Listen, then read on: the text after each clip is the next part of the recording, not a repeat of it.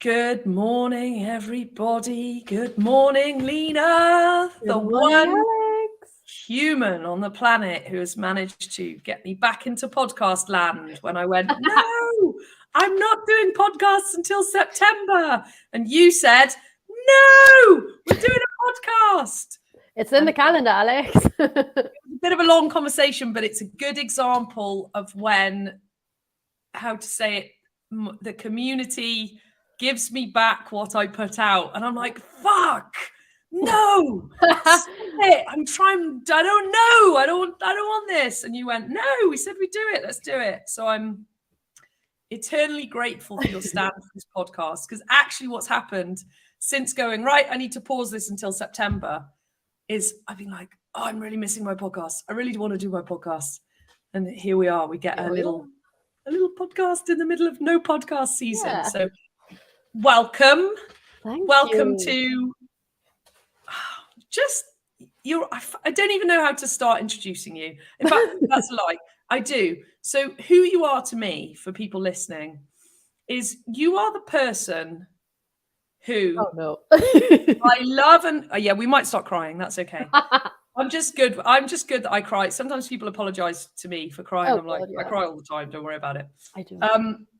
You are the person that notices, oh God, yeah, I'm going to cry. You're the person that notices when I'm not okay.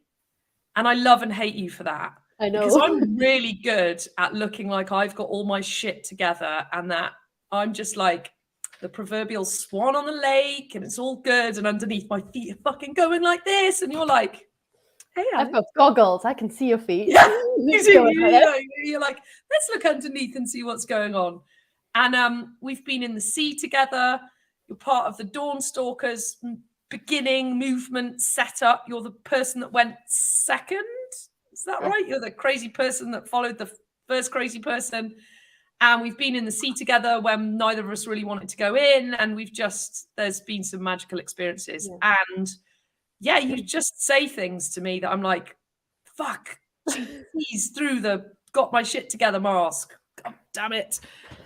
Which I guess is what makes you such an amazing human at doing what you do with your get out business and your mindfulness business and being with people. And you're part of the community, the financial freedom community, and just a magic human being. Thank you. Thanks for coming on. Thanks for having me and putting a pause on the pause. It's a pleasure. And so I was thinking this morning as I was walking my dog, I was thinking, what should I talk to Lena about today? And I love that you don't prepare anything. I love it.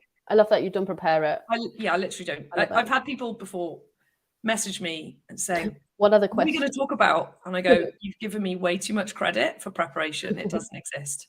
And which is why I love doing this. And I'm eternally grateful to Joe Rogan and his podcasts. And maybe I'm insulting him now because maybe he does way more prep. But just for that style of podcasting where we just talk and we see where it goes and it's relevant to what's happening in our lives at that time, which I think is way more relatable. And so, Lena, tell me, why did you come over to the UK and why did you start up your business? Which, look, it's all very interesting.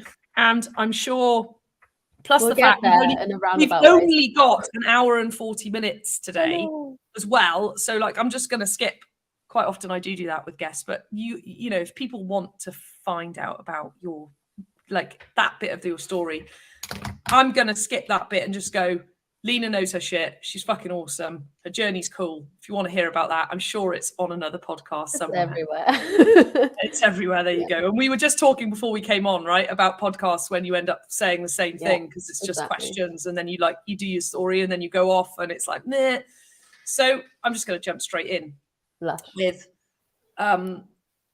it's kind of instigated by something that you said you did the other day, where you had a conversation, I think, with Clementine about actually it's hard to be balanced and it's hard to be mindful and it's hard to, like, life is quite hard, and you're in the wellness world and I'm a coach, and actually, so what I want to talk about is,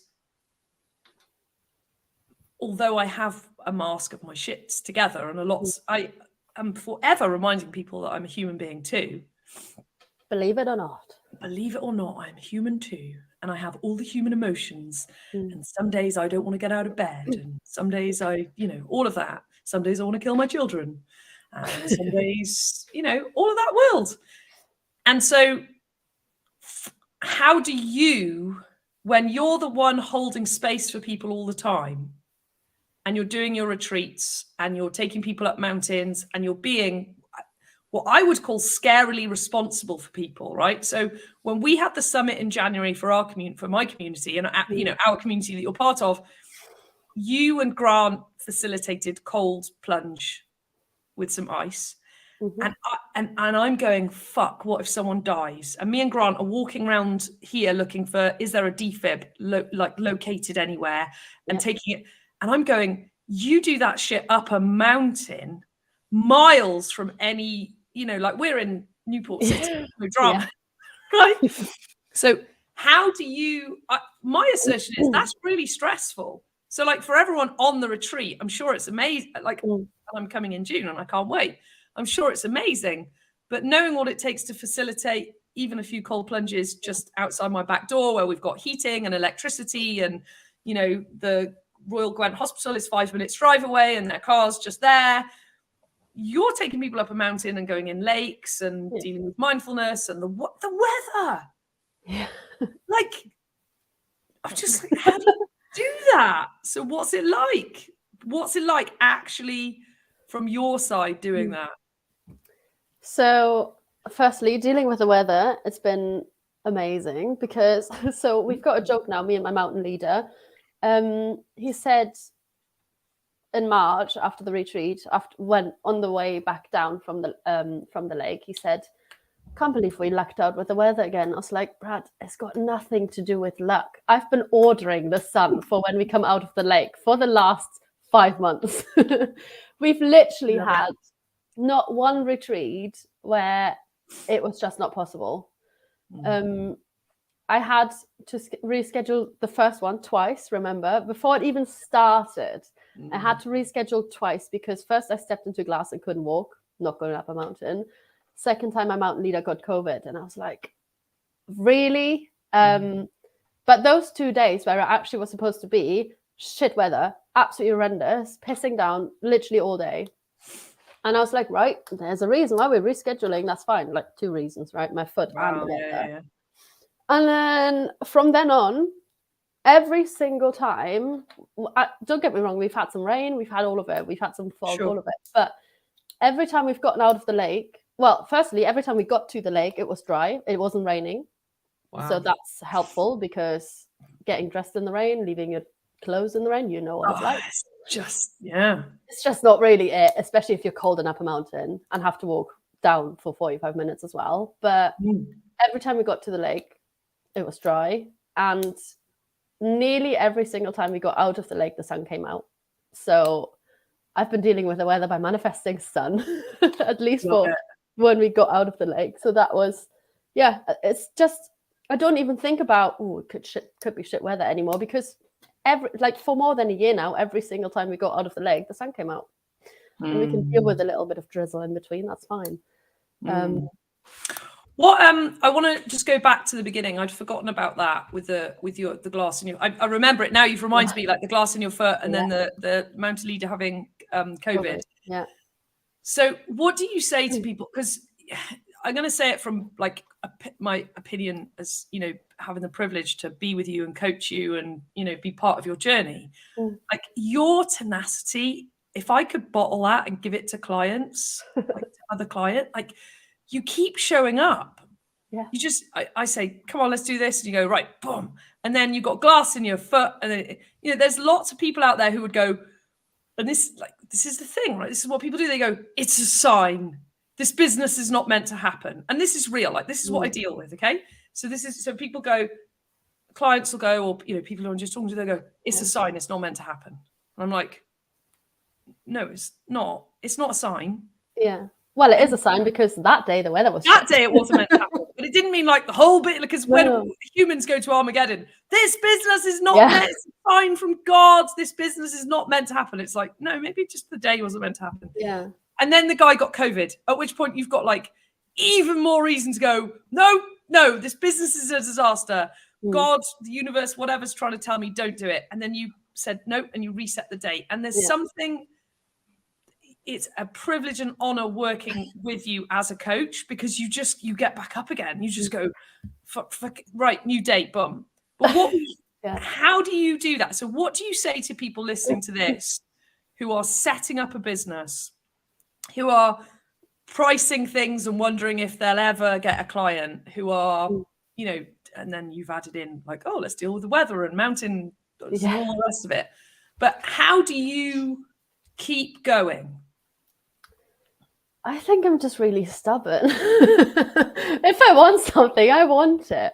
And I guess I think if it had been something that I'm not too keen on anyway, I would have gone, it wasn't meant to be next thing. But it was something I really wanted to do. And I think that's why it didn't even occur to me that it could be, twice that happened now. This is not meant to be. It did, like, that wasn't even anywhere in my brain, because I was like, no, this is going to happen. I want this. And then I'll make it work. If I have to reschedule twice, I'll have to reschedule twice. But I think that's because I really wanted it. If it had been something else, I would have gone, whatever, never mind then. And there's things in life where, if I have something on where I'm like not too keen on about anyway, and then something happens and it makes it a little bit easier, I'm like, no, whatever.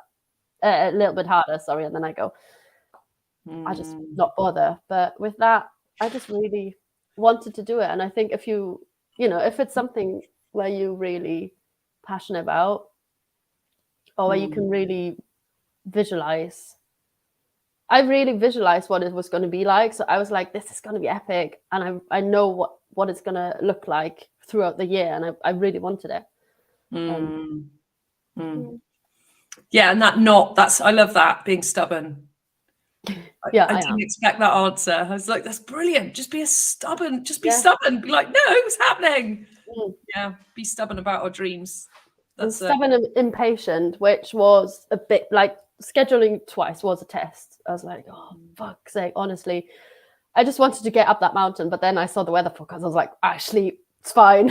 I am actually a fair weather hiker. And I guess that's why the sun comes out every time, because the universe knows, oh, Lena wouldn't like that. Have some sun, at least for after the lake. And how, so if people are listening to this thinking, oh, I want to come along, what, and I've probably already scared them off by going, oh my God, what about the weather? And what about the we're going to die.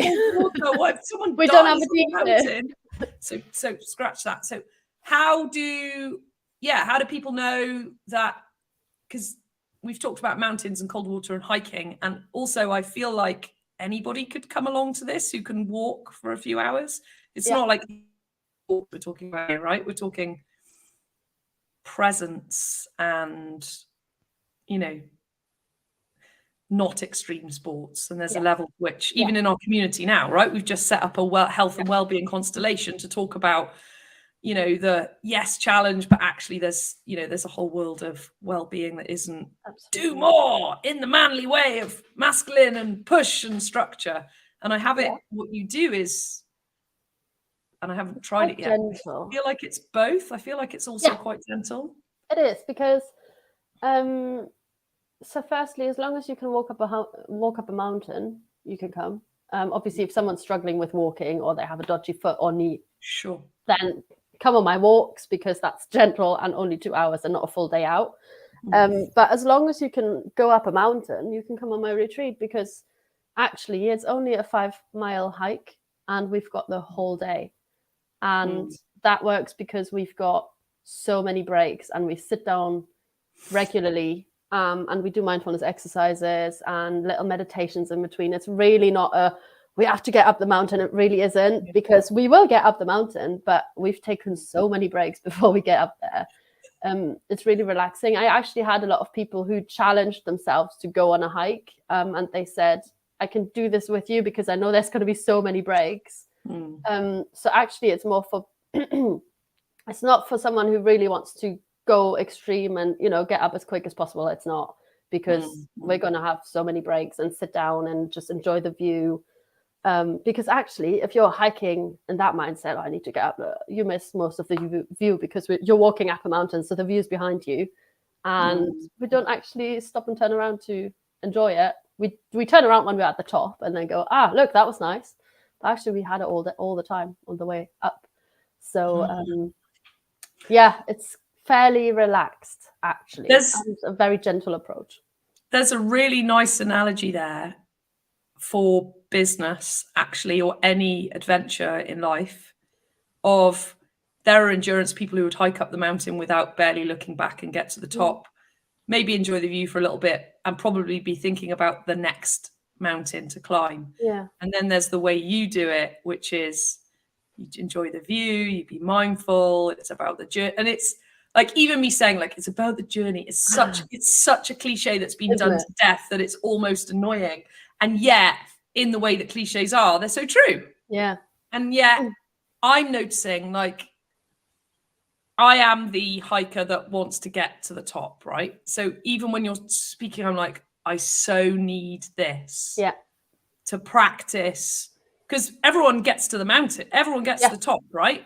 Some people get to the top in, 5 miles. I bet there's people out there who can do that in you can do it in 1.5 hours. Yeah, 100%. Yeah. If you just go for it. Yeah.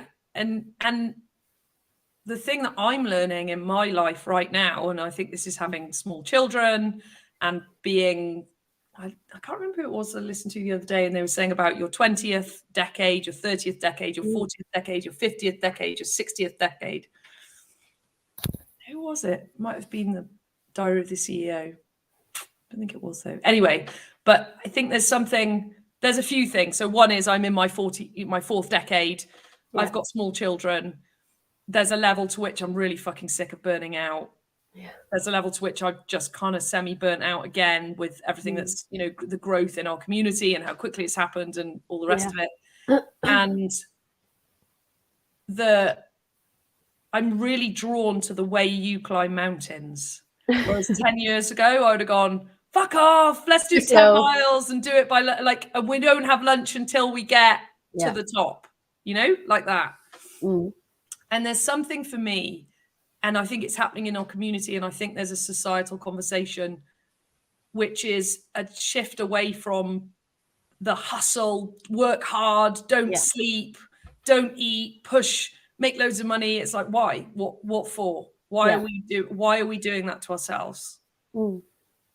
So I love that and I've never realized this about your business before in an analogy like that, because when you said, oh, well, people can come as long as they can climb a mountain, I was thinking, I bet there's loads of people who hear that and go, I can't climb a mountain, until you describe actually, if you can walk and you can deal with a bit, obviously it's walking uphill. So, if you can walk up a hill, you'll probably be okay. Yeah.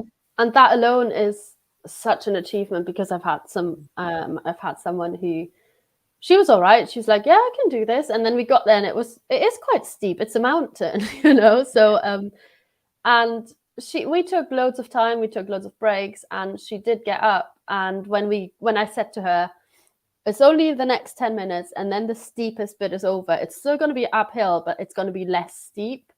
And we got up there. And she was like stopping for just to catch her breath. And I said, look down there, that's the car park. It's perfect that you can see it up there, because I was like, you've done the steepest bit now and you can see the car park where we started. She burst into tears and I was like, is that a good or a bad one? I don't know yet. So I just I was like, oh no. And then she was talking to a friend in Welsh and I'm like, oh my God, is she freaking out? What's going on? Yeah. And I was like fully ready to, catch her and all of that stuff. And then she just looked at me and was like, I can't believe I did this. And I was like, it's a good one. Okay, fine. But yeah, exactly that. It's as long as you can walk up a hill, and we have the whole day. So I literally say to people in the beginning, I say to them, no, don't compare. Guess why I learned that. And I said, if you need anything, say it, because we have the whole day. Literally, if you need a break, please say, because we can literally take so many breaks. We've got so much time today. If you want to walk a little bit slower, say it. So it's really gentle, actually. And yeah, I've had a lot of people who actually were surprised by themselves. and we're really grateful and came back home. It's like the cold water, right? When you do it the first time, you feel so amazing because you've achieved something that you didn't think you could do. And that's the thing. So even though it's so gentle, a lot of people come home and say, I've pushed myself out of my comfort zone. And that's exactly what I want them to do. So yeah, it's awesome. Yeah, that is amazing. And what I love is that I think there's a never-ending sales and marketeer in me. And that's the moment I'm like, this is genius. If you're struggling to walk up a hill, you'll overcome this massive challenge. And if you're like me and I'm like, fucking come on, let's do this, I'll overcome a massive challenge because I'll have actually slowed down. And I'll have enjoyed the view and I'll have been mindful and, you know, all of that world. So it's like, oh my God, whatever level you're at, you'll have a breakthrough of some sort. I actually thought of you the other day because I do 10 minutes of being every single day, every single time, which is 10 minutes of silence. And we just sit there and enjoy the view. And I've had someone in March who was like, 10 minutes of what? I was like, silence. You heard that correctly. And he was like, no. It's like, yeah. And then I remembered you passing notes to Sarah. Man, being quiet is really hard. And for you, it was a little bit like, because we talked about that in the seat, didn't we? And you were like, probably it's because you want to facilitate and you feel like you have to do something. And it's too easy just to sit there in quiet and silence. And I had that a few times as well. I was like, are they going to think I'm just making my job really easy? But actually, people get so much out of it just to be quiet for 10 minutes and just do whatever they need to do. Some people, I've had someone literally fall asleep after 10 minutes. I had to wake them up. It was brilliant. I was like, cool, allow your body to get that 10 minutes. Yeah, there's something about it. The paradox of being a facilitator and a coach is that quite often we have to get out of the way. And I'm really getting that now. Now my community is growing bigger and the group and the call sizes are bigger and there's more people, you know, whereas before it'd be like 1-on-1 or 1-4. Now it's 1-10, 1-15. Yeah. And for me to be the most effective, I literally have to get out of the way and leave you guys, like give you guys a question and hold the space, but actually shut the fuck up. And it's such a I mean, the whole life is a paradox, right? But it's such a paradox to actually not say anything when in one-to-one coaching, it's often there's a certain amount of holding space, but really, you know, I'm the other person. Whereas now you guys talk to each other and share with each other and share with different people at different times, which just like the level to which it raises, like it makes some people uncomfortable for sure, but it actually, what it does is magic. And I find myself on my own on a Zoom call because you've all gone in breakout rooms and I'm like, okay, I will just what do I do now? What do I do now? And you know, it's like so that whole facilitating and moving out the way and silent, like, oh my God, I'm so looking forward to the retreat. I want it to be like tomorrow now.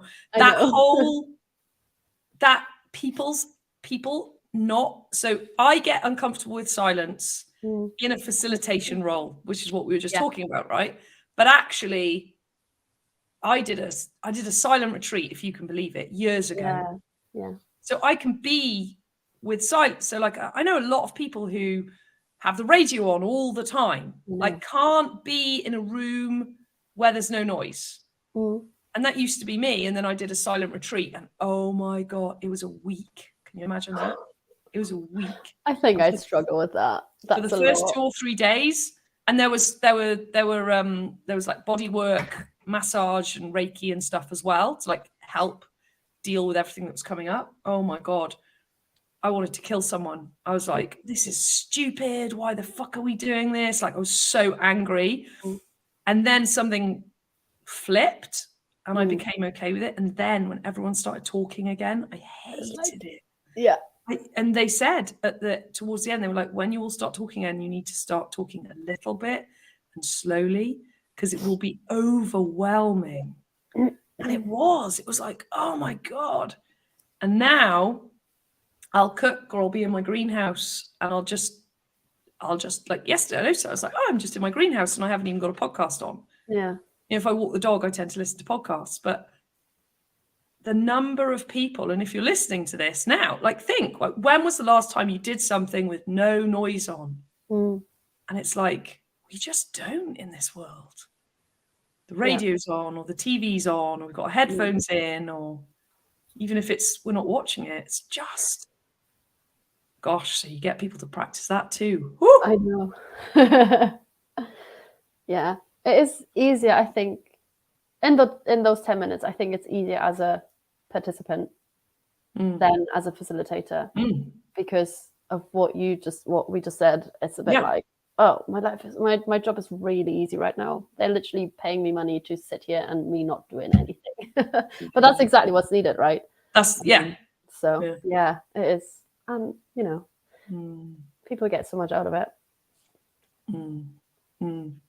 And do you have people that come back? Have you done enough yet that you've got people that are coming back? Or I've got Lala, she's epic. So she came on she booked on July and then couldn't make it because she's got some health stuff as well. So she had a flare up, so couldn't come.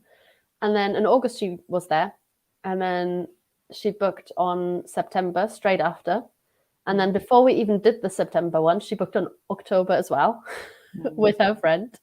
So she was there for 3 in a row. Had a flare up again this in April, but otherwise she's already said, I've booked these dates off work, because she has that as her break once a month, and then she can go for 4 weeks, and then she comes back and recharges there. So that's epic. And I'm writing so many meditations at the moment. I'm like, cool, I've got so many new exercises that we can do. That's fine. And even though we do the same walk, because in the beginning I was worried, it's the same walk every time, is that going to be boring for her? But actually it's amazing to see the same place every month. It changes so much. It's epic. And then there's this bush that we have to walk through, and it's like yellow flowers suddenly. I'm like, where were they last month? It's amazing. And then next month they're gone, and I'm like, cool, I won't see them until next year. It's really cool, actually. So I've got her come in pretty much every month, which is awesome. And then a lot of people had 2 people from March said, oh, I'm coming back in summer. And it's awesome.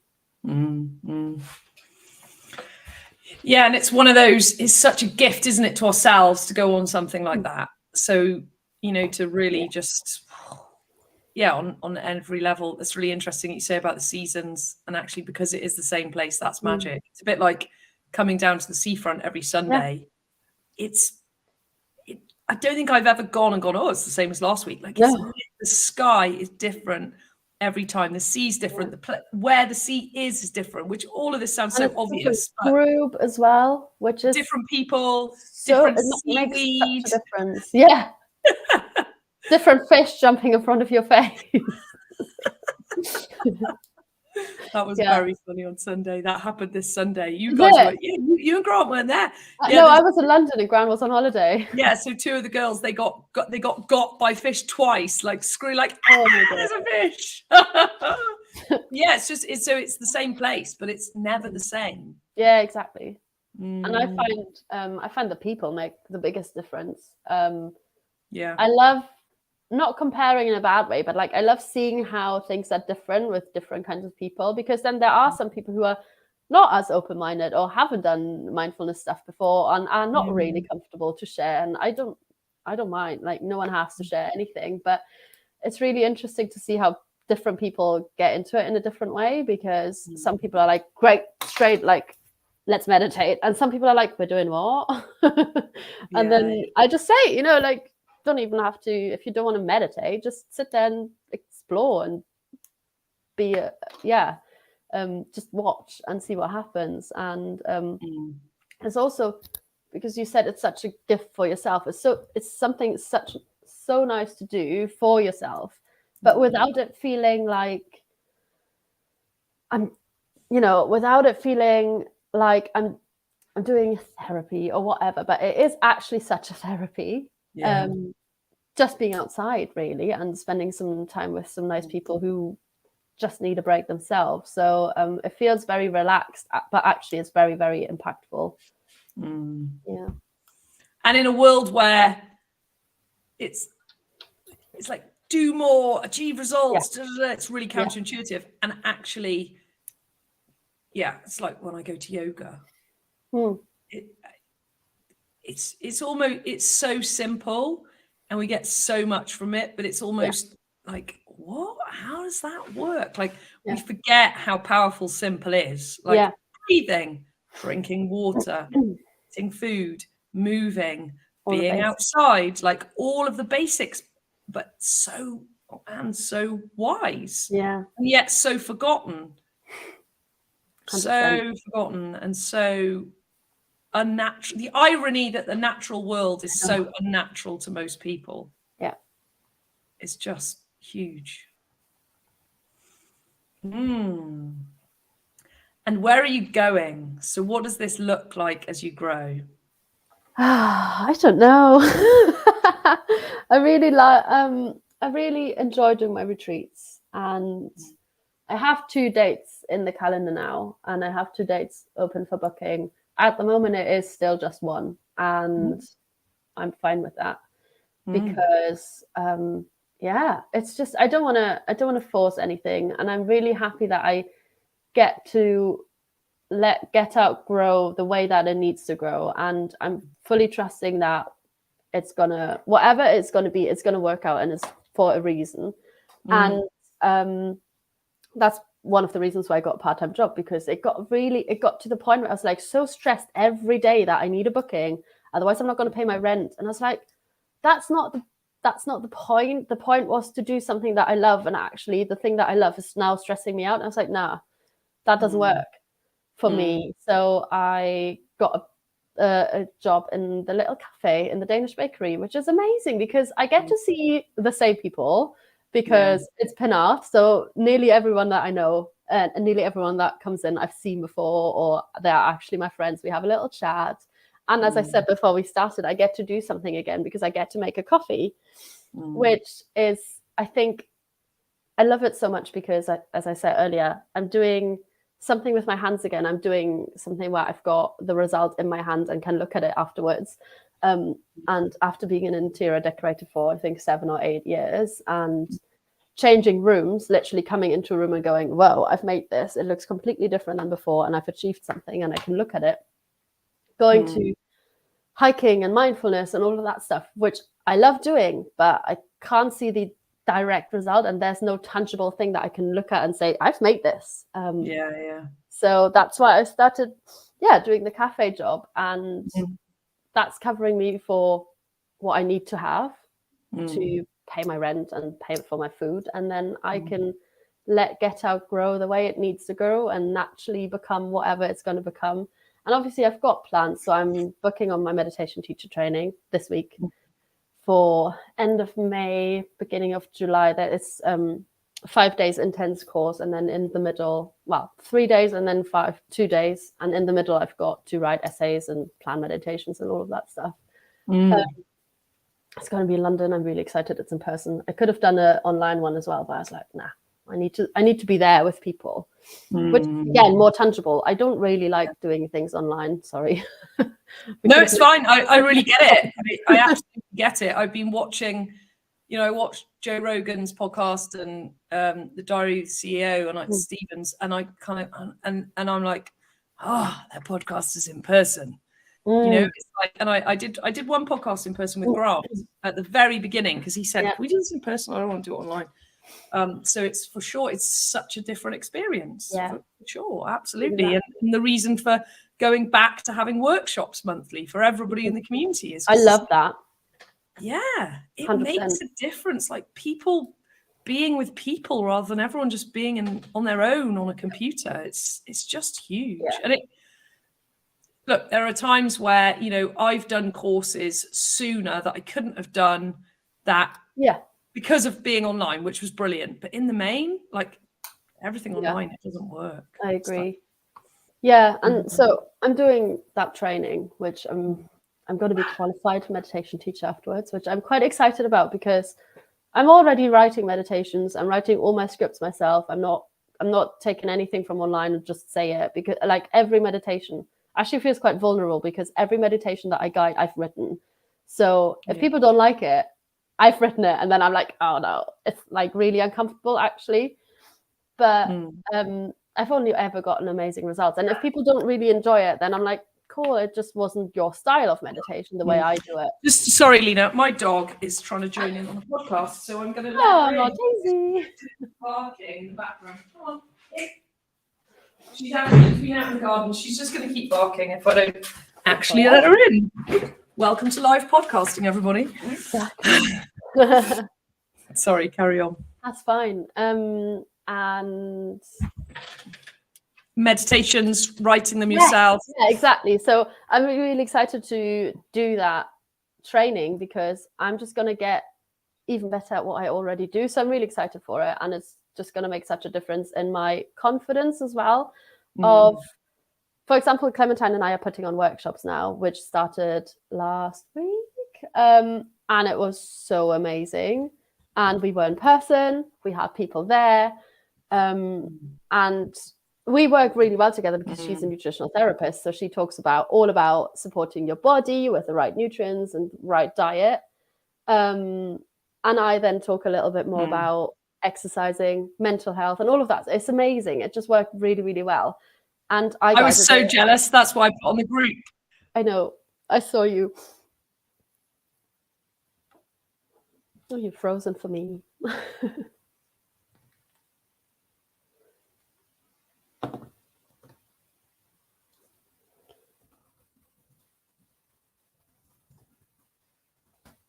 We are.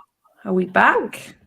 Oh, my internet. I can hear you again. I don't know if I was frozen or you were frozen. No, I think that was my internet. I just had a weird internet thing. We're back. We're okay. Yeah. We're back. I really wanted to come and couldn't. So then I asked you if you would record it, and you were like, no. And I loved and hated you for saying no. I know. The coach and human in me wanted you to say no. And I wanted to also have the content and the conversation. And I know that it's not the same if it's online. And yet I was like, Yeah.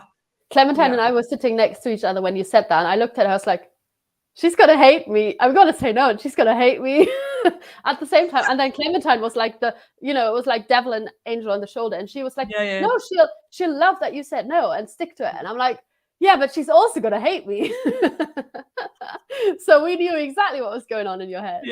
And we actually talked about it quickly. And I was like, no, I know there's no point. And I know we're not going to do it, but I need to say it. It was like, it's not the same. People who are there obviously are sharing about their stuff. I'm like, I can't record it. She was like, no, I know, we won't. And Alex is fine with it. I was like, but she's going to hate me. So we knew exactly what was going on the other side of this. Brilliant. And I think it's really powerful to make a stand for, no, it's in person.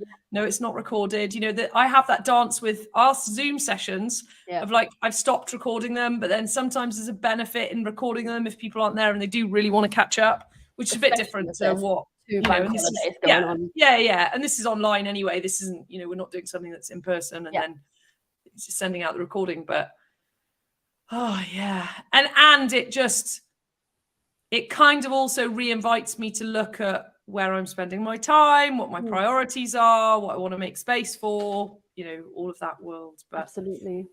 I think standing for in-person live events is so powerful, and reminding people and inviting people and showing up for them rather than just doing everything online. And that's why I think we started the idea, because we thought, I think it was Clementine who said, I really want to do more things in person again, because she's doing mainly online with her clients. And she's like, I really miss being with people. And I was like, yeah, me too. Let's find out if we can do something together. And then, the meditation teacher training. I think it's going to give me the confidence to set up or advertise or whatever, say I'm doing meditation classes, because right now I feel like I'm not there yet. I want to do it, but it feels like I want to learn a little bit more, how to hold a space only with meditation, because obviously on my walks and retreats, it's all of it together, isn't it? We're walking, we're having a great day, views and all of that stuff, lunch is provided, so it feels like the value is 100% there. With a meditation class, I know it is, but I want to educate myself a little bit more before I put on purely a meditation class. So that's the plan for after my training, which is going to be done in July. And I'm just seeing what comes from there, because the workshops are amazing. I love it already. And obviously once Clementine has a baby, she might pause for a little bit. And then I was like, actually, that's fine, because by then I'm a qualified meditation teacher, which sounds so cool. I've already prepared my business cards. Obviously, I'm not printing them yet because it literally says qualified meditation teacher. And I was like, I can't wait to print this. I love you saying that, because it's so funny. And I don't know if I've said this to you or reflect this back to you. I don't think I have. So you did a meditation at the end of my workshop day last month. The hug one, wasn't it? Pardon? The hug one, that was. Yeah. Yeah. That was the best meditation that sorry. Do you know what I've scuppered now? I've scuppered Deb. Yeah. So this is so funny. Daisy, you're just was she looking for Daisy? So basically, yes, the household was starting to freak out that Daisy's vanished, because I've let Daisy in, but I'm on a podcast, so I don't let Daisy in during podcasts. So it was the best meditation I've been on to date. Oh. Yeah. And so it's so funny when you go, I need more qualifications and I need to be able to hold the space. And now Daisy's replying to the household looking for her. Wants to go out. Making a live podcast a disaster. At least it's fun. I don't know if people actually could comment on here. Maybe it's just Alex and me in here, but I think on YouTube they can. Hi everyone who's there. I know Sophie's watching. Thanks, Lena. I was just entertaining whoever's watching. Podcasting pro. Don't leave silence, because everyone's like, oh, is something going wrong with the system? It's like, no, we're just dealing with a dog. The best meditation I've done to date. Oh, thank you. Because it taught me that I can hold my own hand and I can hug myself. And I know that, but I didn't know that actually. Yeah. I thought I knew that until you did that. And then I was like, oh my God, because we spend so much time relying on other people to be okay, including myself, right? And that meditation showed me that I can do that for me. And I was like, internally going, oh my fucking God, who is this genius running this meditation? Because you have no idea of how. And like, you created that meditation. Yeah, I wrote it. I finished it. I finished writing it, I think, 2 days before the workshop, and that's why I said to you, I was like, "Can you be my?" So I'm hoping that there's another one this Friday. Oh, I've written loads by now, so great. Well, you can practice on us all you like. But yeah, I think it's just worth me saying that out loud, because it was like, it was brilliant, and that this brilliant is just doesn't do it justice. And to hear you speak saying, I'm getting this qualification and I'm not really quite sure, I'm just like, holy shit, if that's what you do when you're like that, God help us all. We're all going to be so relaxed. Yeah, it's just magic. And what I love as well is the wisdom that you have. And I don't think you realize the wisdom that you have. And it's like you're all discovering it for yourself.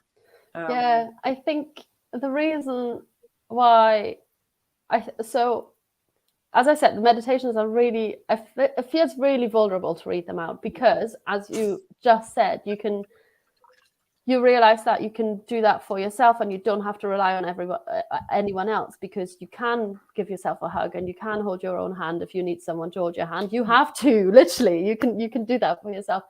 And I I relied on other people to be happy all my life until I was in lockdown on my own, because I had to learn it, because I didn't have anyone else. And that's why I've got this tattoo, because it's the key to my happiness, and I can't give it to anyone because I've got it here. Because I saw that quote and it said, don't put the key to your happiness in someone else's pocket. And it just, for me, it meant everything, because it literally summarized what I've done my whole life. If my boss wasn't happy with me, I was in a miserable mood. If my boyfriend wasn't happy with me, I was in a miserable mood. Perfect people pleaser all my life. Because it comes really natural to me to look after other people. But if you don't know where your boundaries, if I didn't know where my boundaries were, so that's why I struggled with being or making myself happy. So actually writing that meditation was, I think, me saying to my inner child and whoever, probably inner teenager as well, inner 23-year-old, everything, that I can do that for myself. And that's why reading them out is really vulnerable. And if someone it's your art, right? It's like that is your art. That's your gift to the world. It's like and if someone went, oh, that was a bit rubbish, even though that's fine, logically I know that's okay, it doesn't have to be for everyone, but I'd go, oh my god, oh no. Because it comes from everything within me. So I also realized I can't write any topic because the topic was I need a hug. So my meditation collection is literally called I Need This. So once you know whatever you need, you click on the one thing that you need and you get it from the meditation. So I've got energy, love, hug, all of that stuff. And I realized I wanted to write the energy meditation. When I wrote this meditation, I just couldn't get into it. It didn't work. I didn't feel energized that day. So how am I going to write about an energy meditation? But then I was in a co-working place writing this. And someone I knew came in and she gave me a hug. And I was like, oh, that was a really nice hug. Guess what I wrote? The hug meditation. Wow. So it's like 100% me. So I'm just excited to learn more about how else I can write and just educate myself a little bit more, and then it's just gonna be epic. And I've found a nice recording studio, so as soon as I've written a few, I'm going to record that, and then everyone can have it, and I can help people without even being there. Amazing. I'd never considered the act of writing within a meditation. Me neither, until I started. To have it created, that someone has, sat down and written it, like you've just shared. That's really interesting. Yeah, and so I wasn't powerful.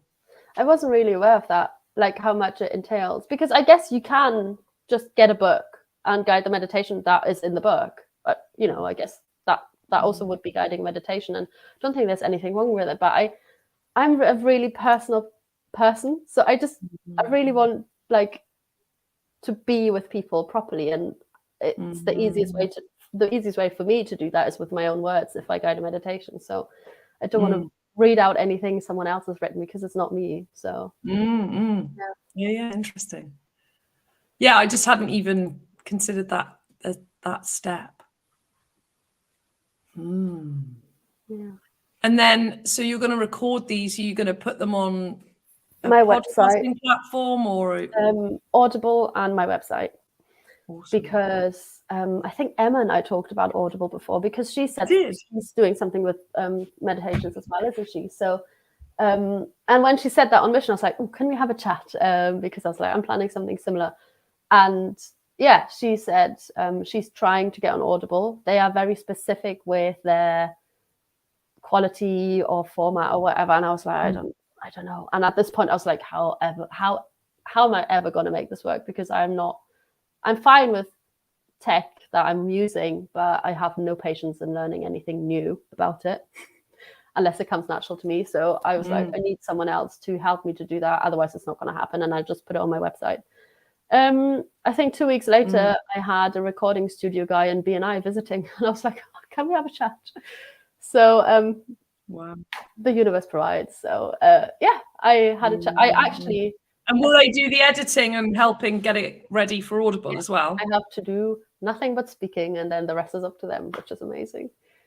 Because I think even in that week, I even said, does anyone know anyone with a podcast? I'd really like to be a guest. And then he stood up and was like, well, I've got a recording studio and a lot of people who record podcasts. And then I was like, wow, we need to have a chat. Who was it? Dan Manton. He's got a little studio, Kingsbane Studio in Cardiff. It's only him. He's a one-man show. So I was like, brilliant, we'll have a chat. And then I went to his studio to have a look, and he had a meditation drum in the studio. I was like, oh my God. And then he let me play on it while we had a chat. I was like, this is perfect. I love this. Awesome. So yeah, brilliant. It just worked. I was like, yeah, we're on the same wavelength. And yeah, he's helping me with editing it afterwards and all of that stuff. So I'm just writing enough scripts so that I can go and record for an hour, and then he can do the work afterwards. And that's going to be several meditations in one, because they're only like 10 minutes. Something like that. So yeah. And another beautiful example of when you focus on what you want, it's coming, right? It's like actually you keep focusing on what you want, even to the point of asking for it, and then bang, there it is. Because he could have been there any other week if I hadn't had in my mind that I needed someone for a podcast or for recordings.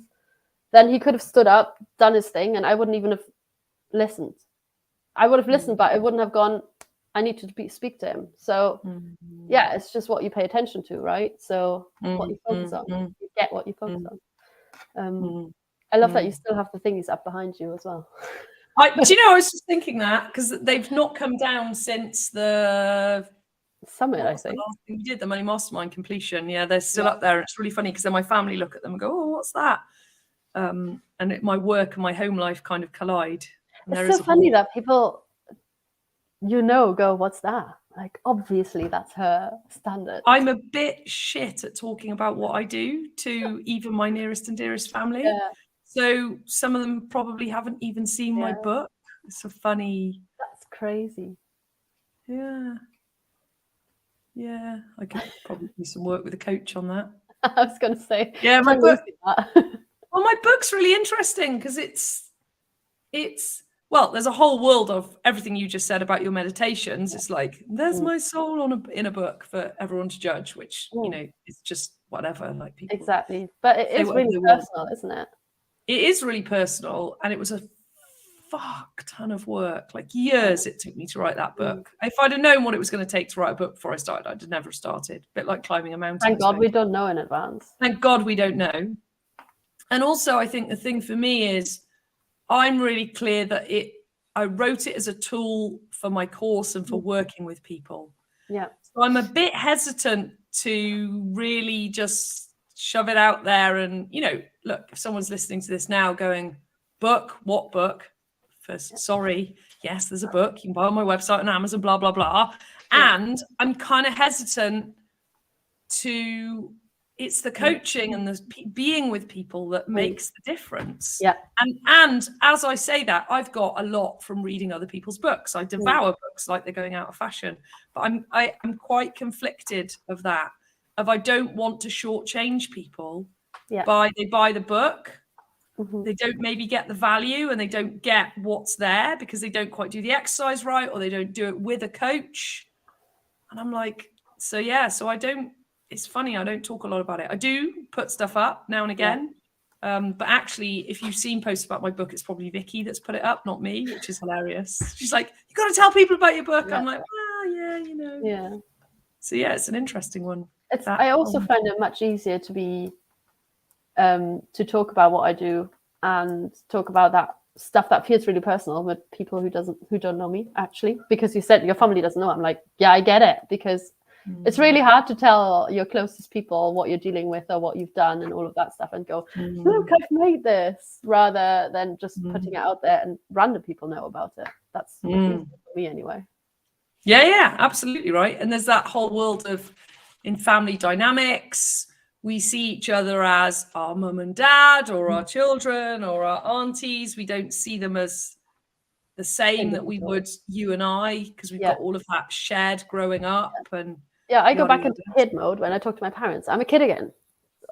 You know, so it's like, how would I tell them about my business? Because I'm a kid. I can't have a business. I'm a kid. It's hilarious, isn't it? Yeah, those roles we slip into, and however, you know, I've done a lot of work, I've done a lot of therapy, I've done a lot of 12-step, I've still got a coach. And still there are times when, I absolutely slip to that, much less than I used to, but for sure, it's like, it's interesting, isn't it? It is.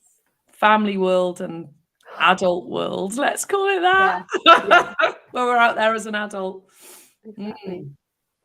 I just want to go back to you're working a couple of days a week in a coffee shop while building your business, and I want to underline that for people, because we kind of just spoke about it, and I don't want people to miss that, because there's a lot of narrative out there that says, quit your job, burn your bridges, go do your business, use that stress to, you know, make it happen. And I've, for one, have never agreed with that narrative. I built my catering business whilst in a working for a caterer. You know, this business was a bit different. I've built it whilst, but I built it whilst I had my income from my property portfolio. Exactly. So money wasn't a concern. So I've done it absolutely the opposite to that. And when I've tried to do it the other way, the level of stress which I deal with is so much that I just can't move. I'm literally frozen. And I just wanted to come back to that and really acknowledge you for doing that, because I think there's a lot of people who go, well, no, I've got to work on my business all the time. Right? Yeah, I'm a failure if I have any other income other than my business. And I'm like, my coaching business, it's taken years to get it to a place where this income is anything vaguely livable on.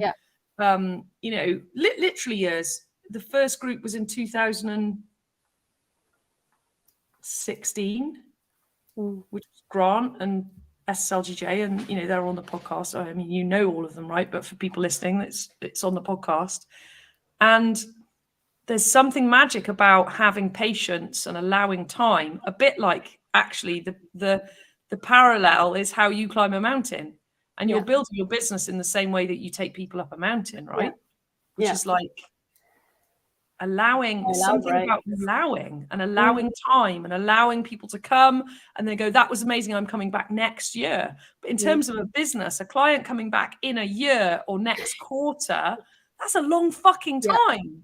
You know, and so that, like, that time to get the momentum, it takes time. But then once the momentum comes, I mean, it's almost like, you know, even me now taking a break from my podcast, it's like basically like there's this momentum behind me, and I'm going, nope, I'm not doing a money mastermind course in September, and people are going coming to me now rather than me, you know, kind of reaching out to other people. And it's and I've done a year without any side income, haven't I? So I finished my au pair job in February, and then went, cool, I'm starting a business.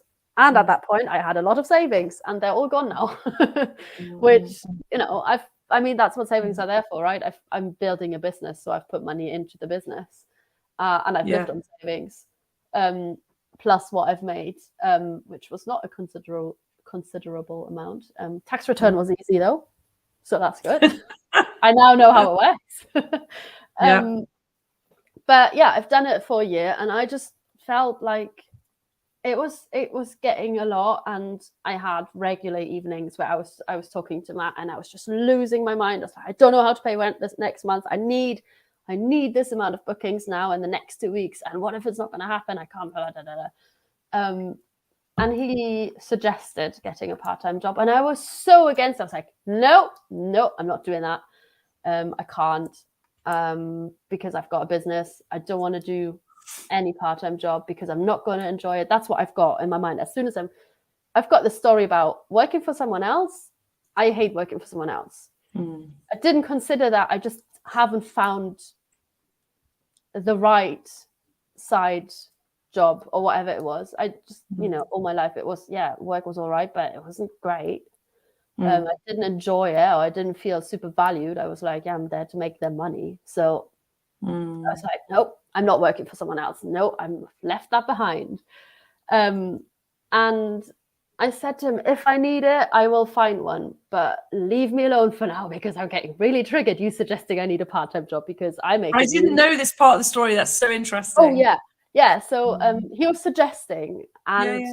I knew it logically. I was fully aware he's trying to help because I was literally bawling my eyes out on FaceTime.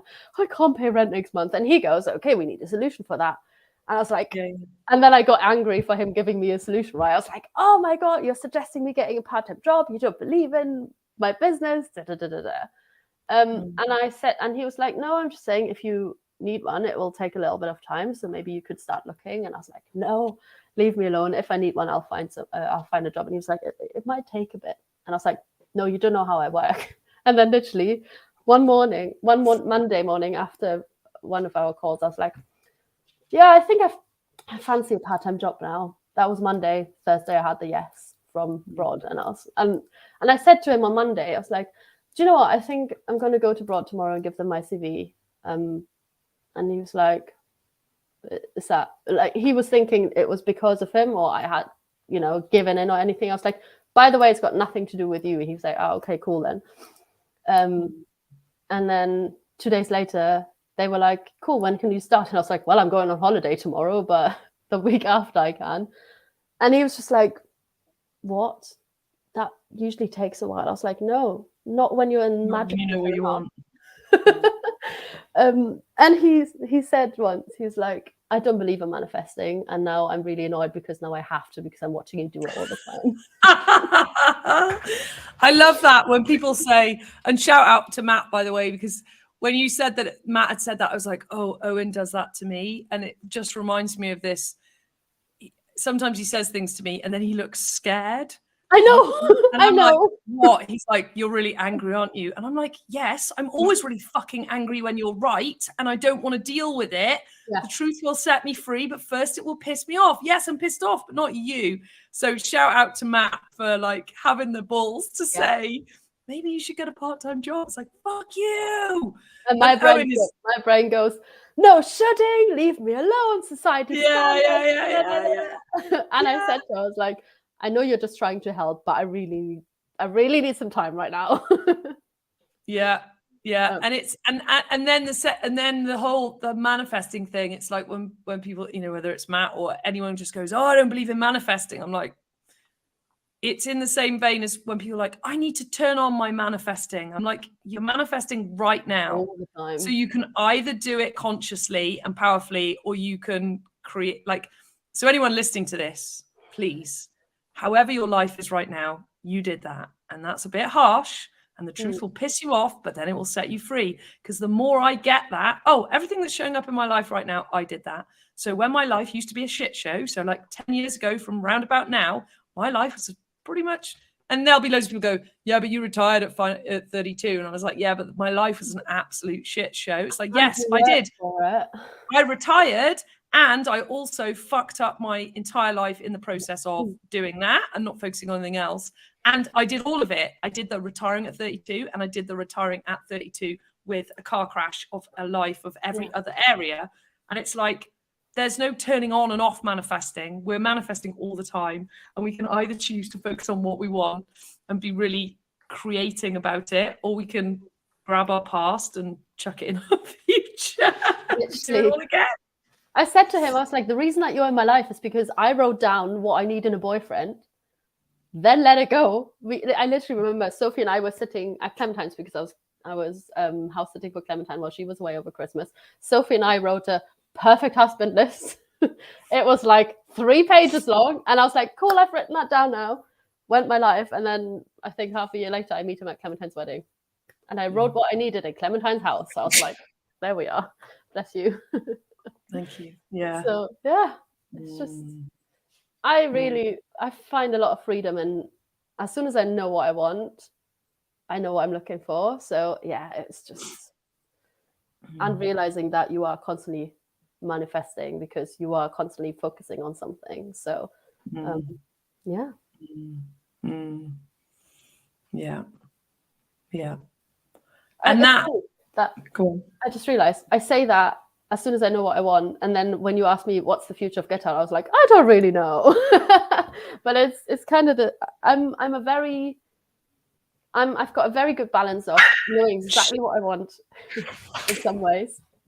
And then Daisy's determined to be on this podcast. She's never been on a podcast in the way that she's on this podcast today. Maybe you need to put it on your lap. Maybe she wants to say hi. She's not that kind of dog. She's gone back outside. She's a Springer Spaniel. Basically, she wants to be working and outside and doing stuff. Me being on podcast is like, what is this? Yeah, let's go in the garden. Let's do something. But yeah, I've got a very good balance of going with the flow, very relaxed in some ways, and just not forcing it because I know it's not going to work. And also trusting myself that I don't have to know what I want right now because it's somewhere in me, but I've just not found it yet, and I will find it, and then everything will be already there. But at the same time, also really good at making goals, and I love having a goal and then working towards it. But if I don't have that yet, I'm not trying to make it up. I know at some point the goal will just come. It's already there. I just don't see it yet.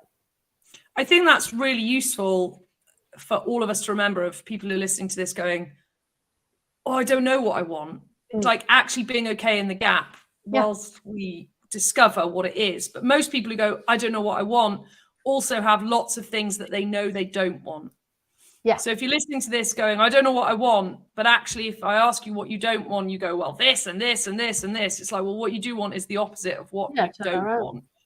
And there is absolutely so much power in when we don't know what we want. So when I didn't know what I wanted after I'd left my chef career, and I had a coach, and she said, well, just be curious, just follow what you enjoy. And I ended up with a massive vegetable garden, and there's pictures of me with pumpkins and carrots and tomatoes and all sorts of things. And I'm doing this gardening going, what the fuck is this? Like, what does this mean? And it's like, I just kept going. I didn't try and make it mean anything. And then it, kind of inspired me through to I really love gardening. I love farming. I love farmers. I love food. Even right now, I was in my greenhouse before we started this podcast going, oh, I want it, like runner beans. Oh my God, they grow so fast. For days, there was nothing. And then it was like, and then literally, I saw them last night and this morning, and they've grown again. Like I think if I sat there long enough and looked at them, I would see them move. That's how fast they grow.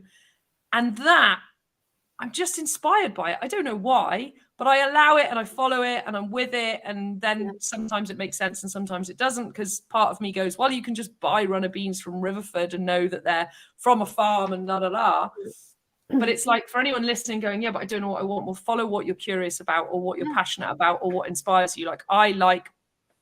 I love leeks in the garden at winter. I think it's the most beautiful thing ever. Yeah. Whereas other people will be like, what are you even looking at? What is that? So yes, we need to know what we want. Yes, we need to know where we're going. And sometimes we don't. And also practicing being okay with that, which I think is really powerful that you said that, because we've spent a lot of time talking about knowing what you want. And like you just said, and I said, I don't know what I want in my business. Like sometimes allowing the unfolding of the next step to go, I like this. No, I don't like this. It's almost like that trying things and seeing what happens. Yeah. Like in my business, I went, well, I'm just going to double the size of Money Mastermind every year. And I had a coach and a friend, Chris Gibbons, who's been on the podcast. He went, why? And I went, why not? I don't know, because I don't know what else to fucking do. I'm just going to see what happens. And I doubled it. Last September, there was 40 people on it. And then I went, I don't like this. Too many people. But I didn't know that until I had 40 people. And 40 was okay. I wouldn't do it again. It wasn't. Yeah, but double that. That'll be 80. Double that is 80. And I'm just like, I don't want that. Yeah. It doesn't feel good. But I didn't know it wouldn't feel good until I picked, because it was kind of like, well, pick a business growth metric. All right, fine. It was kind of like that with my coach. Yeah. Sometimes I'm a bit of a twat with my coach. All right, fuck you. I'll double my coaching business every year and see what happens. Yeah. And my coach, being wise, shout out to Lucy, who's also been on the podcast, went, okay, because she knows that we'll see what happens, and then what will happen will happen. And at the same time, so we had 40 people on the Money Mastermind. I had 30 existing clients, give or take. And I had a summit here for 2 days, which was epic. Was just, there's no words, right? No. 2 days of just epicness. And then I went, I don't want this to be any bigger. But I already had 40 clients, and you were in both camps, right? Because you'd reset my mastermind. And it's too late. I'm already in the doubling. But now I've realized I don't. Like, I like this size. I want to concentrate on this number of people, and I want to go deep and big with this many people.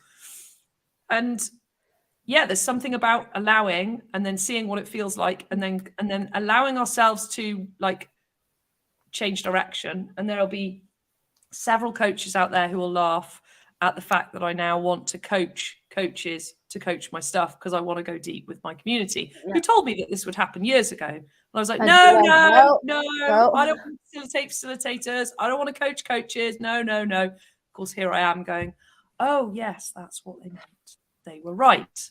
But then you needed to figure that out by yourself. We've got to figure out for ourselves, right? Yeah, absolutely. And you need to find that out. It's important to, and again, I used to find all this stuff really frustrating. I used to find paradox really frustrating, whereas now I find it amusing. I'm like, oh, look, there's the paradox of life again. Yeah. You know, we want more, but we don't want more. All of that world. So I think it's great that you allow yourself that space. And I just know that I'm going to be on the meditation teacher training, and I'm in BNI. I'm going to meet people, and things will come up where I go, oh, this is really cool. Let's just do that for a bit and see what happens. And then I can figure out if I want to do that or not. I'm going to do corporate retreats at some point. I'm still on the fence about it in some way. I'm not entirely sure what it is yet. It just doesn't feel right. And I know it's going to be happening at some point. But right now, it just feels like I'm missing something to it that will make me go, okay, yeah, cool, I like this. And it might be the meditation teacher training. And I really like the idea of going into offices who are literally full of people who work in a 9-to-5, which is my worst nightmare, without judging it. But I didn't like it. So it would be really nice to go in there and give those people who might be not very happy in the situation that they are in a 45-minute break meditating in the office. So it doesn't always have to get out of the actual office or out of your house. So I'll see what comes up. So yeah, who knows what it's going to be. And there's something about you're also not stagnating in the being curious. A bit like years ago when I was going, oh, what should I do? I just kept trying stuff. Yeah.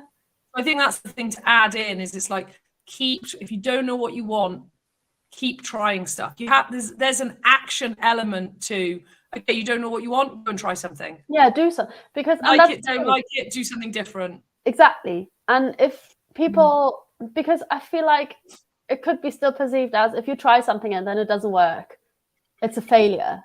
And I'm so away from that. I'm like, nah, it just didn't work. It's cool because now I know that I don't want to do that, because if I hadn't tried it, I'd still be thinking about maybe I'll give that a go, but I don't because I'm scared that it won't work. And I don't mind that. I'll just do it. Like I've tried my membership last year and it just didn't feel right, but I didn't know that until I've actually talked about it and put the posts out. And then I was like, no, didn't like that. Cool, let's just scrap it and do something else. So yeah. There's a lot of bravery and courageousness, I think, in doing that and in trying stuff and giving things a go, but without removing the failure side of it, like removing I tried it and it didn't work, therefore I am. It's like if you can take the therefore I am sentence off the end, actually we're free to just try stuff. Yeah, exactly. I've had this conversation with a couple of clients where they're like, oh, but every year I do something new. It's like, good for you. If the world did something new every year, we might all find our joy. Yeah. Whereas it's such a it's almost like it's a bad thing to do that. Whereas it's like, why? Yeah. Why is it bad to do that? Yeah, or people who change jobs all the time. I'm like, if you haven't found what you want to do, it's better to change jobs every month. And rather than staying somewhere just because, you know, you've changed jobs so many times, you can't change again, like, and then you're miserable. That's a good analogy, actually, because you can't find a job that you like whilst being in a job you don't like. You literally have to leave that job and try new stuff. You can't sit in a job thinking about what it might like to be to do another job and decide whether you like it or not. You just have to do it. It's like, there's no way. Like, I thought I wanted 4 children, and then we had 2, and we both went, that's enough. That's enough now. And now and again, you know, I did a bit of work with my coach to get complete on, you know, I thought I wanted this, and actually I want this, and is that right? Is there something else going on? Yada yada yada. You know, am I confronted by the level of challenge of having more children? You know, all of that world. Like there was some unpicking to do. It wasn't as simple as just going, oh no, that's complete for me now, I'm done. Yeah. And it's like, we just don't know until we try. Yeah. That's how we think it'll be, and then there's how it is. How it actually was. Yeah. Yeah, absolutely. We wouldn't find out if we didn't try. And it's so cliche, isn't it? I feel like every time I say something, I'm like, everyone said that, or everything happens for a reason. I actually can't make myself say it. But then it's the best description of sometimes what I really need to say. And then I'm like, oh God, it's so cliche. But it's also so true. I think there's maybe a difference between saying something, knowing it's true, but actually getting that it really is true. It's like the difference between going, drink plenty of water and eat lots of vegetables and exercise. And people go, yeah, I know, but then don't do it. It's like, no, you actually have to do the cliche. You have to live the cliche. You have to be the cliche. You can't just know it and then disregard it, which is, I think, probably the difference. Yeah. Because actually the cliches that are so simple and so obvious are not so easy to live. True. The easy, the basic stuff. That everyone goes, no. So when Clementine and I did, when we did the workshop, she said, this is going to be really boring, but you have to sleep a lot, like drink enough water, stay hydrated. And she's like, I know this is not what you want to hear, but if you want energy, because that was the topic of the workshop, how to re-energize into spring and, you know, get out of hibernation mode. She's like, you're not going to want to hear this, but you have to stay hydrated and have a good sleep. And she's like, this is the standards that we all know we should do, but we don't because, you know. Yeah. It's boring to drink enough water. Yeah, it is, right? Yeah. I was thinking about this the other day because in our family, there's a conversation about weight training and health and longevity, and we've got different beliefs across the family. And shout out to my mum, who's she's fucking epic. She's just joined a gym. She just turned 70 and she's weight training and joined a gym. And I'm like, yes. That's amazing. Yes, mum. And and I was thinking about this. No one really wants, there are people who want to weight train, but most people don't, right? And what I was thinking, and I thought about this morning as I was brushing my teeth, and it's really useful having this conversation now, was that no one wants to brush their teeth. Like, no one fucking jumps out of bed in the morning and goes, yay, I'm going to brush my teeth today. But we just do it. We just go, well, if I don't brush my teeth, I'm going to have, well, in our family, we say you'll have teeth like the highway rat, which is a children's book.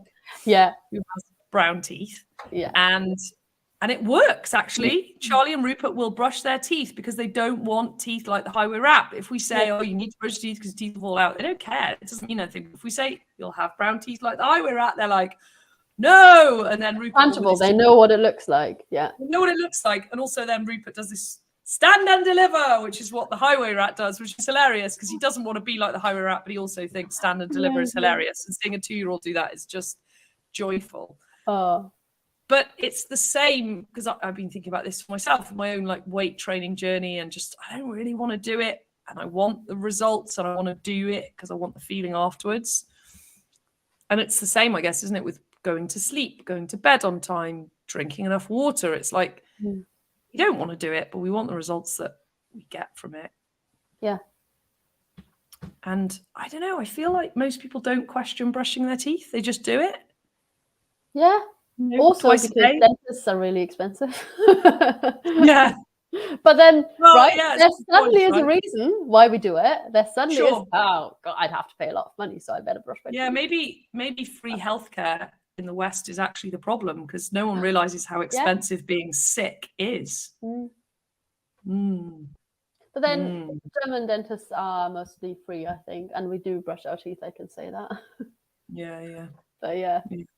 And again, maybe it's a habit. Maybe it's because from 0 years old, or as soon as we've got one tooth, our parents are like, we have to brush "You're it. gonna brush your teeth twice a day," and it's so habitualized. Now I'm going, oh, do I need to get my children weight training? I was going to say, what else can we start now? And there's a level to which I guess there is, because I don't have a problem drinking water. And again, that's thanks to my mum, because when we were kids, all we were allowed to drink was water. And I do that to my two now. There's no option. There's no what. Sometimes there's what do you want to drink, in the sense of, do you want water, or sometimes they like having tea. They're like, yes, a decaf with oat milk, mummy. I'm like, oh my God, you're so middle class. It's painful. So British. And so British. But they do what we do. So we drink water and we drink tea, and they'll occasionally drink cashew milk or hazelnut milk. Oh, hazelnut milk is so good. It tastes like Nutella. It's amazing. Well, that's what they say. They say, can we have chocolate milk? And I'm like, yes, have some chocolate milk. And it's just hazelnut. Yeah, there's no chocolate in it. It's brilliant. Yeah. Being human. I realized that I actually didn't respond to the first question because we got off the track, which is not surprised. It's not like us at all. But no, not at all. You said, how is it for me to get people into the lake in a mountain without freaking out, basically? Yes. I do still want to know that. I think habit and ritual, and that's why I just realized that I hadn't answered it. I've been taking people into the lake for 2.5 years now, or into the sea, and I know I can do it, and I know what to look for. And of course, I ask people in advance. If they book on my retreat, they have to fill in a questionnaire. You've done it. Have you done cold water before? If not, do you want to come to Dawnstalkers? It's free. We can go in the sea together and do that. So I know where people are at, what their level of, have they ever done it before? I know where they're at, but also because I've done it for so long now, I know what to look out for. And if people are, if someone's not, if they're struggling.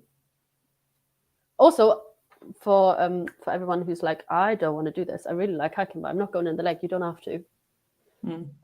I've had people sitting next to the lake and enjoying the view while a few of us went in. I'm not going to force anyone in the water. That would be mental. That would stress me out, because that's dangerous. Because they want to. Exactly, right? But if they want to, and they've got the mindset for it, and they're equipped, and they've got everything that they need afterwards, because the to bring list is quite long. You need this, you need this, you need this.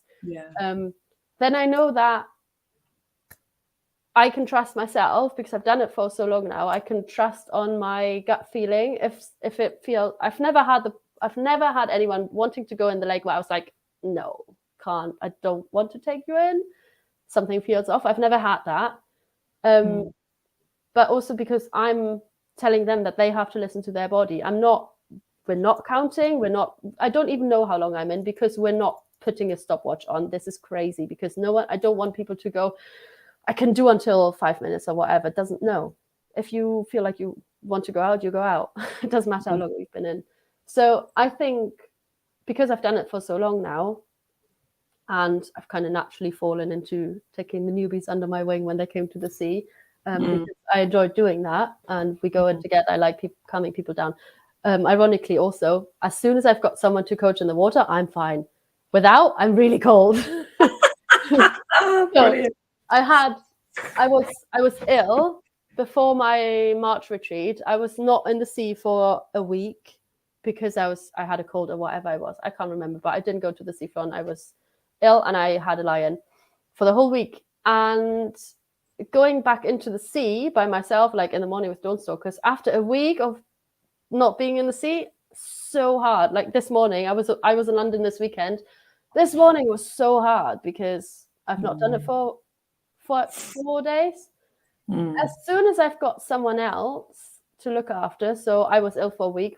It was my March retreat, and I was like, oh my God, I've got to go in the lake after a week of not being in the sea. This is going to be horrendous. Actually, I didn't even notice because my full attention is on the other person. So yeah, as soon as I've got someone else to get in the lake, that's all I'm concentrating on. And it's really cool that I can do that because I literally go through the whole range of emotions that you can have as a human being within 5 minutes. There was one example with someone from my BNI. She came to the sea because she had booked on my March retreat, and she was like, I've never done cold water before. I want to do it before we go in the lake, in the mountains. I was like, cool, let's go in the sea because your car's just there. You can go home straight away and have a hot shower if you need to. So we went in, and even just, it was quite windy, it's cold. So even just getting her stuff off, she was like, oh, why am I doing this? We walked in and she went, I hate you. I was like, yeah, I know. You can say whatever you need. I'm not offended. Say whatever you need. And she literally, she's like, I hate you. Then she cried because it's a lot for your body. It's a relief, right? It's tension release. So you cry. Some bodies do that. And she had everything going on. She was angry. She was emotional. She was crying. She was like, I hate you. I was like, that's fine. You can hate me. We were holding hands. We did the 3 deep breaths. She got her shoulders in. I was there holding her hands all the time. And that's 2 minutes after we walked in. So she had her shoulders in. Suddenly was really quiet. And I was like, yeah, take it in. Deep breaths, long exhales. She started to enjoy it. We walked out of the sea and she goes, I love you. And I was like, do you know that 5 minutes ago you said you hated me? Yeah. It's amazing because I literally get everything. And then, can I swear on this podcast? I know this is ridiculous. I think we've both sworn a lot already. So yes, you can. I've not said that word yet. But on my retreats, the same girl called me a motherfucking C word. No, don't say it out loud. Just say the C word. Yeah. So we got in the lake. Obviously, it's much colder than the sea. She got her shoulders in and screamed, motherfucking C word. And I just died. It was so funny. I died laughing at it. It was so great. And I was like, yeah, let it out. It's fine. And then some people didn't go in the lake and they were standing out. They were like, when we got out, they were like, did she just call you a cunt? Like, no, it wasn't directed at me. It was just, she was just letting out what she needed to say. It was hilarious because she was like, I'm so sorry. I was like, it's fine. I know you did read me. But yeah, it's just, I get literally every single emotion you can have. It's amazing. And I just get to watch that. The 180-degree change from I hate you to I love you within 5 minutes. It's my favorite thing about doing that because in the end, everyone goes out. Everyone leaves the water going, oh my God, I did this. And super proud and excited and buzzing. And that's how I felt when I went in for the very first time. I came out and I was like, I was jumping up and down, but not because I was cold, but because I was actually so excited. And I was like, I feel so energized. So yeah, I just love seeing people going through that change of emotions. And I love seeing their excitement and pride. It's amazing. And it's a breakthrough on so many levels. I think that's the thing that's interesting to me, and Huberman and Joe Rogan, and I think Chris William talks about it on his podcast, just actually the scientific physiological changes that are happening when we put ourselves through cold water or either cold water or heat or weight training. Like whenever we go through hardship to then actually come out the other side, the stuff that is happening in our bodies is phenomenal. And the euphoria we get, and the dopamine and the just all of it is just absolutely magical. And just connecting with our bodies, like going through hardship, which, ironically now in the West, we have to manufacture hardship in a way of that kind of hard. and that resilience building as well. Mm. You know, I think I'm 2 years in. When did you come to Porthcawl? Was that 2 years ago in the It was spring? in May, I think. Feels like It feels like a so lifetime longer ago. It feels I like know. 5 years ago, and it's I know. I've only known you for 2 years. yeah, it's unbelievable. But the Isn't it? resilience that going to the sea most weeks, rain, shine, like we don't look at the tide. Although this Sunday we were like, oh, it's a good job that you didn't post until 2:30 a.m. because if I'd have seen that before going to bed, Diane and I would have probably gone, let's not go. Yeah. Right? It's so perfect. Yeah. But in the main, we don't look at the weather, we don't look at the tide, we just show up. Yeah. And the resilience that has built in me, and the power, the physical power of cold water no longer scares me. Yep. Like I know if I had to jump into a lake or a river or the sea after my children or a dog, I mean, you know, tides and rip currents and all that aside, but the cold, like it doesn't, like, I know I'd be okay. I know that I could handle up to 10 minutes in the water. You know, Grant and I are now doing the whole not getting dressed for 10 minutes to like push it a bit, putting our heads under, all of that. It's like, if you'd have said to me 2 years ago, oh yeah, you'll dive in and you'll stay in for 10 minutes and it'll be winter and then you'll be I'm going to say an idiot and not get dressed for 10 minutes, push yourself a little bit more. You know, it's like, and so now it's like actively looking for, okay, what else can my body do? How much further can I push it?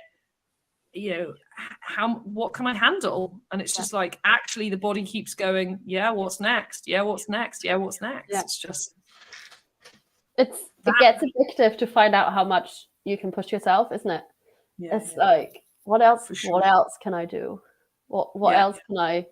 Because you want the sense of achievement. If you do this, if I do the same amount and the same thing that I've done 2 years ago. 2 years ago, I went, oh my god! Today I'd be of course. Like the first time I was in for 30 seconds because I had no shoes and it was so choppy and I was like minus 2 degrees and I was like, I'm in the sea, and then I went back out and got dressed. Yeah.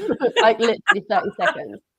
And now it's of course you push yourself and you widen your comfort zone. And it's so exciting to see that and reflect on that and go, oh yeah, actually I only did 30 seconds 2 years ago. So yeah.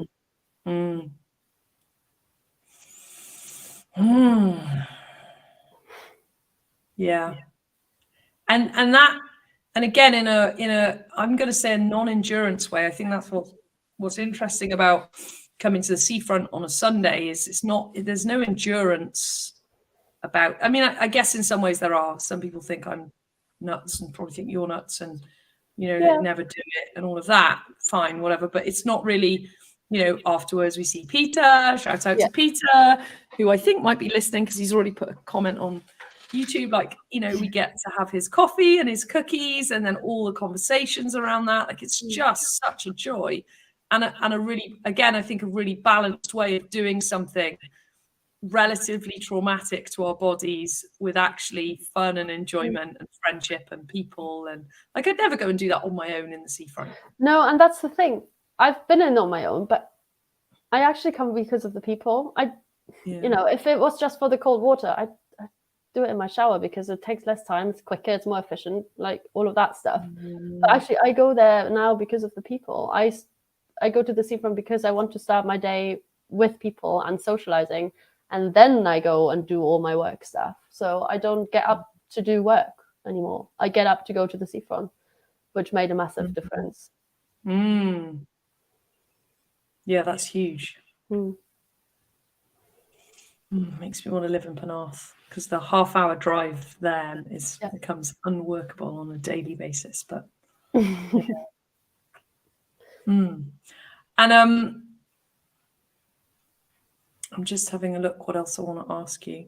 I want to ask you about finding your tribe, because we did actually, it's really funny that the name of the podcast that is at the top, Relocating Countries, Rediscovering Yourself and Finding Your Tribe. And I'm like, oh, we didn't talk about moving countries. All that, didn't we? Yeah, I'm like, so talk to me about, so what was coming up for me then when you were saying about going to seafront in the morning was about, and it's about community, and a conversation that I kind of have at the moment is about,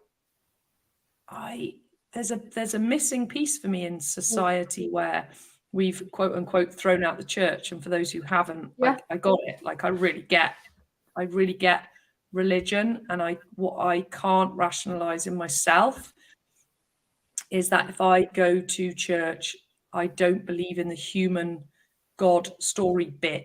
So the you know, I think the Bible is an epic book, and I think it's like the best personal development book of its time. Like, it's just amazing. And I've been to, you know, I go to a Baptist children's toddler group, and I've been to a Baptist church in America with Joel Salatin and his family, and just had phenomenal experiences. And yet I can't find myself joining a church because I feel like I'm lying. I'm not, you know, I'm not down with the part around the stories that are told.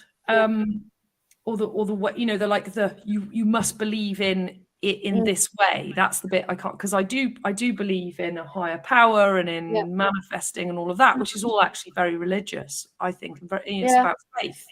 I have a huge faith. And what's interesting we've put, you know, in the title, we've said finding a tribe, and we lose tribes when we're not part of a religion.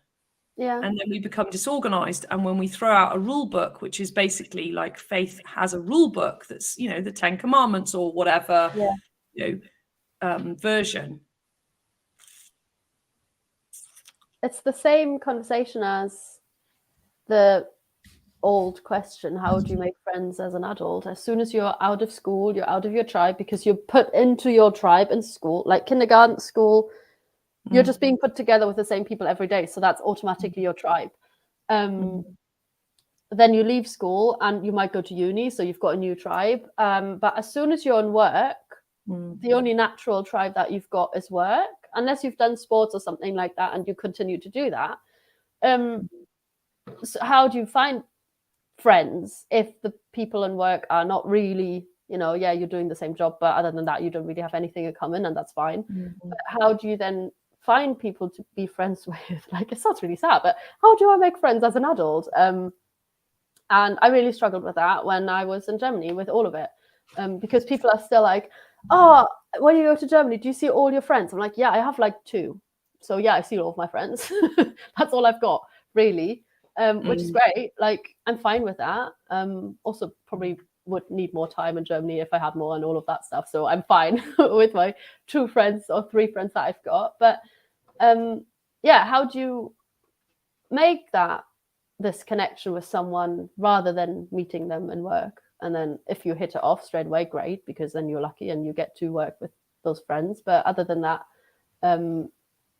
unless paying for sports and then being into the same thing because you're doing the same sports, is really hard, I think.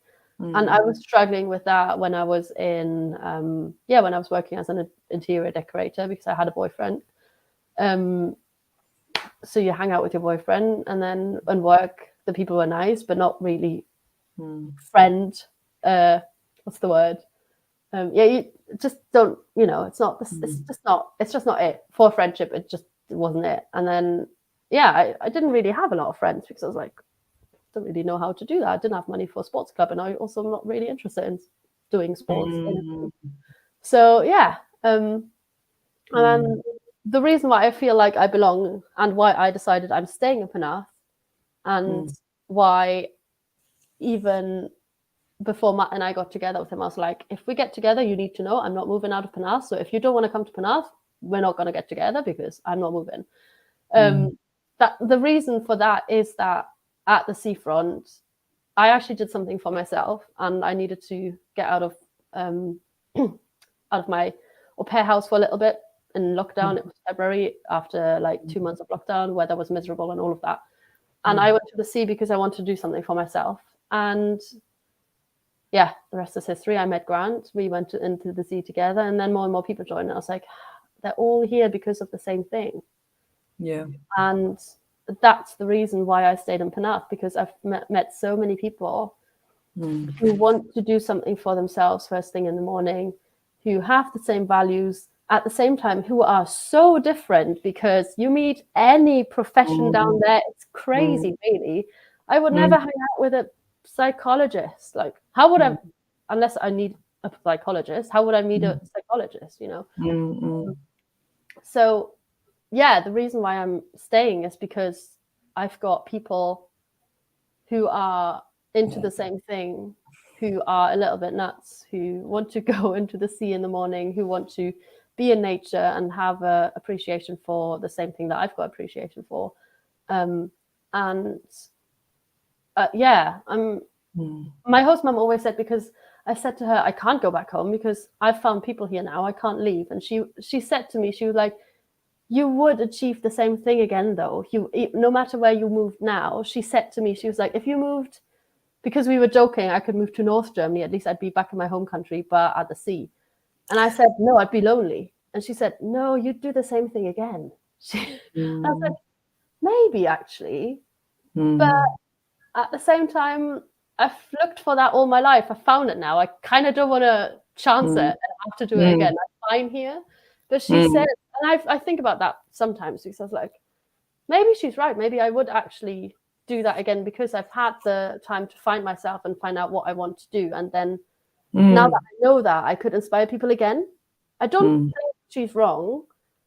No, I think what's nice hearing you say that is like, that's a really good point, not to necessarily go and do it, but as a reassurance that if for some reason, like life happens and sometimes we end up places we didn't expect, that actually you could do it again. I just got a lot from you saying that she said that, because I'm the same now. I'm like, I'm staying here. Yeah. I've got my family. All of Owen's family are all live locally. That's why we won't move to Penarth, is actually because of like all of the family here and the school that the boys are in and all the rest of it. But actually, the bit that's been missing for me is like a serial person who's run away, moved, during childhood because of parents moving, but into adulthood, of thinking, oh, it's almost like clinging on to this that's here. Yeah. Going, oh, but I might not find it again. Actually, that was immensely freeing when you just said that. It's like, yeah, I don't need to move and I don't want to move. But actually, if I had to, because sometimes Owen jokes about moving to America. I'm like, no. But actually now I'm like, it wouldn't be so bad. And we're not, God, if any of my family listening, we're not fucking moving to America. It's fine. Calm down. Don't phone me. Yeah. But it's that. I get that, exactly that, because Matt sometimes says, I actually don't want to live in the UK. I was like, well, tough shit. I'm here now. I'm not moving. But then my first initial reaction is no. And then actually when I think about it, it's like, yeah, okay. It wouldn't be the end of the world. I just have to start again. But I would be able to find people again and bring people together. Because we've done it once. So why wouldn't we do it again? So it would be possible. And just knowing that is quite... Yeah, I don't think she realizes that I think about that a lot. But when she said that, I was like, oh, I probably could, yeah. Yeah, amazing. What a beautiful note to end on. I'm aware of time. I know. To go. I feel like we could continue for hours, which is good. Talk with you for hours. We can do it. We can do it again. Yeah. And what a beautiful note to end on, that we can build community and that we can do it again and again, and we don't have to. That's I know. There's always so much gold in doing this. It is reassuring. It's really like, it's okay. Like staying is okay, and actually moving is okay. Would also be okay if we had to. It would also be okay, because actually we create it where we go, right? I love that and also the second time we do it, we intentionally do it, and then we'd get there much quicker anyway. So it would probably be quite epic. Magic. What a wise thing your host mum said. Shout out to your host mum. Lucy, thank you. Thanks, Lucy. And on that note, thank you. I love that you're in my life, and I love that I'm in your life, and it's just magic. And I will see you at the seafront on Sunday. And Amy is coming as well on Sunday. Nice. They're all coming to stay for the weekend. So that's just another. And it was her idea. I love that. Because I kind of just did I probably won't go because they're staying. And she texted me going, we're going to the seafront on Sunday, right? She's like, we're going, yeah. So thank you for your time. And I always say this at the end of the podcast, my guests, thank you for your time. Because actually time is such a precious resource. Yeah. It's given me like 2 hours this morning and we've had no interruptions apart from Daisy, who decided to be in today's podcast. But it's like, really, thank you. I feel honored and humbled when people spend this much time with just me, even though, and thank you to everyone that's listening, but it's like that. Yeah, it's just really humbling. And I feel the same. Thank you for having me and being here and saying, yeah, okay, I'll do the one for before my break. I kind of pressured you into it. Well, and no one can pressure you to do anything, right? So it's also like, and really thank you for making the stand. And yeah, it's awesome. And thank you everyone for listening. And if you want to find Lene, she's all over social media. We started this conversation before we came on live that like I was like, oh, your social media is amazing, you're so good at it. So like Lene is absolutely all over social media. There'll be links in wherever you're listening and watching this too. And you can absolutely find Lene and come along on the workshop. Have you got space on the one that I'm going to? If anyone's listening to this, go, I will be with 2 of them. 21st of June. There's a couple of spaces if you want to come hang out with both of us. Go hiking into the lake. C'est magique. Do some vulnerable meditations. Awesome. Thanks, Lene. Let's wrap up. Bye, everyone. Bye.